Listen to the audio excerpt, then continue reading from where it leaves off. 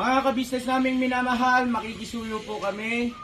Naglalambing po kami sa inyo. Kung maaari po sana ay pakisuportahan natin Analisa Reality Vlog. Analisa Reality Vlog. Kabayan, kumusta po kayo? Magandang buhay. Welcome po muli sa aking munting kubo, Analisa Reality Vlog. Bagong lahat, thank you Lord, panibagong reaction. Sariling opinion po ang aking gagawin ngayon. Pero maraming salamat po sa aking 2,594 subscribers po. Yung mga sumusuporta po sa aking munting kubo, salamat sa inyo. To my silent viewers, thank you po. And yung mga nagla-like, nagbibigay ng sarili nilang mga komento, opinion, maraming salamat din po. At saka yung mga nag-share. At wag ko natin kalimutan na please support po natin si Pinuno Ka-Business, yung Ka-Business official po na channel nila, then ang Ka-Business family, and also si Papa Dins TV po. Support po natin. And also, ganun na rin po yung aking mga kasamahang mga reactors po dito sa mga nabanggit kong channel. So, maraming salamat sa inyo. So, ito, konting reaction lang po ito. Kasi nga, ng birthday celebration nga po ni Budang, masaya at sabi nga ni Pinunong, naging madamdamin. Na-touch nga ito si Budang dahil pinaghandaan yung kanyang birthday at may mga natanggap siyang mga blessings. Pero dito ako na mga kababayan, ka-business, ka-papi at kalingap. Nagkaroon ako ng interest na bigyan to ng reaksyon. May sinabi kasi si Budang na para sa akin nakaka-touch. Para sa isang bata na magsalita ng ganon. Meron siyang binanggit na mga salita na kung tutusin talaga is tagus sa puso, kung dadamahin natin patungkol po sa 3Ms at saka sa mga kagwangs. So pakinggan po natin kung ano po itong sinabi ni Budang. Ito po. Sana makapagtapos ako ng pag-aaral. Sana makabawi ako kaya ma'am at saka sa family ka business, sana good health ang lahat. Sama-sama lang palagi at sa mga kagwang sa 3M, sana mahalin yung tunay sila mama at papa kasi minamahal nila kayo na tunay na parang mga anak ko. Ayun, sa mga nandito po, gusto ko lang din magpasalamat sa pagbibigay niyo ng oras sa akin. Kila nanay, kay tita, kay Dory na nag-decorate na ito na rinovate ni Ate M. Kila Kuya Kay, kay Kuya Dave, salamat sa pagiging kuya sa akin. Kila Ate June, kila Ate Nika, kila Ate Mayday, Ate Vera, natulong po kay Mama maghanda ng pagkain. Maraming pong salamat sa effort niyo. So yun nga mga kababayan, ka-business, ka-papi at kalingap. Ang sabi dito ni Budang, sinulat ko na rin para hindi ko rin makalimutan. Word by word, ang sabi niya, sa mga kagwangs at saka sa 3Ms, sana mahalin nyo ng tunay sina mama at papa. Sa salitang yun pa lang, nakakaano na kumbaga, mangiyak-ngiyak na Tapos, sabi pa niya kasi, minamahal nila kayo ng tunay na parang mga anak. Biruin mo yan. Ito si Budang, napakatahimik lang siya. Kumbaga nag-observant, tapos pa-smile-smile lang. Mabait na bata. So, yun nga kasi, sasabihin ng isang bunso yung ganon, di ba? Para siyang nakiusap sa mga kagwang. Kasi, di ba, alam naman natin may time talaga na itong ating mga kagwangs may pinagdadaanan. Siyempre, kung meron silang problema, damay din ang Mr. and Mrs. Ka-Business kasi yun ang tumatay yung mga magulang nila. Ate, kuya, o kaya nanay, tatay man, kung anong tawag dyan sa kanila. So, siyempre, na-stress din sila kung na-stress yung mga kagwangs. Nandun sila para magbigay ng advice, para bigyan ng kaliwanagan yung mga magugulong isipan kasi mga bata pa nga itong mga kagwangs natin, lalo itong sila Bay Papaya, si Junjun, ito sila Nika, sila Intoy.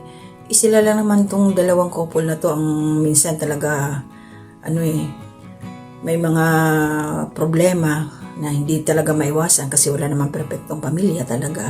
At salamat sa Diyos dahil nandyan nga sila Pinuno Ka-Business, silang mag-asawa na nakagabay sa kanila. Hindi lang, bihira yung mga ganun na mga na tao, na pamilya na makakasama mo na talagang magmamalasakit sa'yo. Na itutuwid kung mayroon man pagkakamali, kung naguguluhan yung isipan, bibigyan ng kaliwanagan, papaliwanag kung ano yung makakabuti. Magpapaganda sa pagsasama. Kaya mapalad kayong lahat na nariyan sa ka-business family. So yun na nakakatuwa lang talaga ito si Budang kasi kumbaga bihira siyang magsalita pero malaman once na nagbitaw. Nagpasalamat siya sa mga taong nandoon nung gabing yun, mga tumulong kay Ate Vera, kay lahat.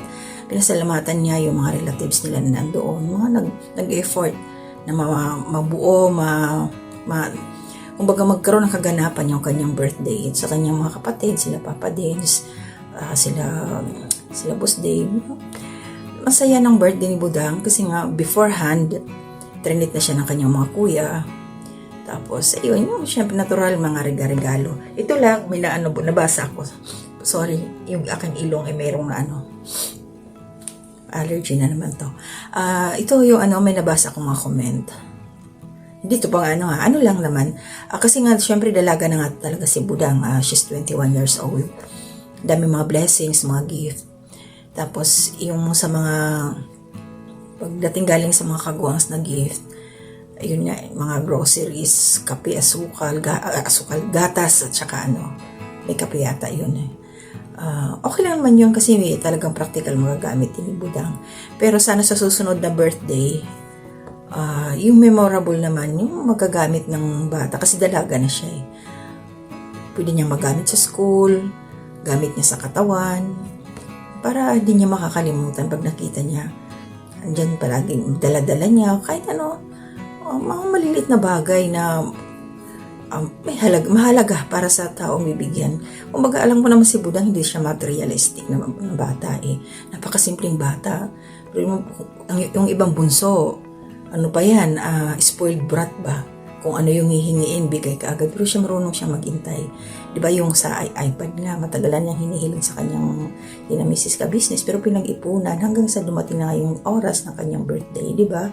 So, maganda to si Budang na yung mga kabataan, kadalagahan, mga teenager ngayon, panoorin nyo yung birthday ni Budang kasi talagang napakasimpleng bata. Although pwede naman siyang pwede siyang mag-inarte. Pero hindi siya ganun eh. Napakasimple lang niya talaga. Yun lang yun sa akin. Doon lang ako binitawan niya mga salita. Nabilin, napakiusap sa mga kagwangs at saka sa EMS. Diba? So, ingat ka Budang. Belated happy birthday sa'yo. Malapit ka na mag-graduate. Sabi nga ni Papa Dins, huwag mo nang magpapaligaw. Sabi mo nga naman, study first. Wala, nakita ko naman sa batang to talaga masipag. Nga si Pinuno, ang tawag dito. Sobrang proud kasi nga matataas ang grado daw ng batang to. Ganun naman talaga basta pag nagsisikap. Tataas talaga yung grado mo. Ano lang. Ingat lagi Budang sa iyong pag-aaral, sa pagbibiyahe. Thank you Lord dahil yun nga, naging successful yung handaan, birthday naging masaya. Iba talaga pag mayroong okasyon, birthday ng ka-business family. Grabe. Mapapasana all ka na lang talaga na nandoon yung yung talagang close family ties, yung ganun.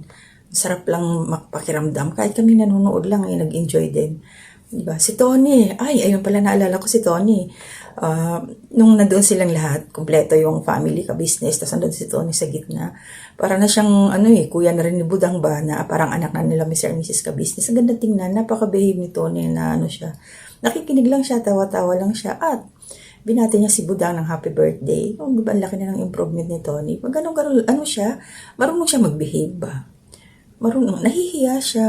Talagang masasabi mong may breeding din kahit ganun lang siya. Diba nga na meron siyang karamdaman nga sa kanyang sarili. Pagkita mo talaga si Tony na napakabait ng tao na to. Sana Tony, patuloy kang gumaling sa araw-araw para makita na namin ang iyong tunay na pagkatao talaga as in. Kita naman nila Ate Vera yun. Ayun, maraming salamat. Hanggang dito na muna ang aking reaction. Sobrang late na to. 3 days ago na yung upload ni Pinuno. Sige po, maraming salamat. Kasi ako po ngayon ay bababa Pasado alauna pa lang ho dito ngayon sa aking location at magluluto pa ho ako. Kasi Ramadan at kakain pa yung aking mga amo mamayang mga bago mag alas 4. So kailangan maluto ko yung kakainin nila ng alas 3. So bababa na po ako. Maraming salamat. Thank you rin sa ating Panginoon dahil nagkaroon ako ng kunting minuto para makapaggawa ng aking reaction. So maraming salamat po. Kay Pinuno Business. So, mga ganitong opportunity na ibinigay nyo sa aming lahat para makapagbigay ng aming reaksyon sa iyong mga ina-upload na mga video. Ingat po kayo palagi, the Business family, sa inyo pong lahat. So, to God be the glory. Mga ka-business naming minamahal, makikisuyo po kami. Naglalambing po kami sa inyo. Kung maaari po sana ay pakisuportahan natin Taong Gala. Suportahan po natin Taong Gala. Analisa Reality Vlog. Analisa Reality Vlog. Anime Reactors TV. Anime Reactors TV. Alminda Cariaga Mix Vlog. Almenda Cariaga Mix Vlog. Ma'am Fleurs Channel. Ma'am Fleurs Channel. PLC Katangay Vlog. PLC Katangay Vlog. Kalingap Turak. Kalina Turak. Alright? Alright. Bira! Bira!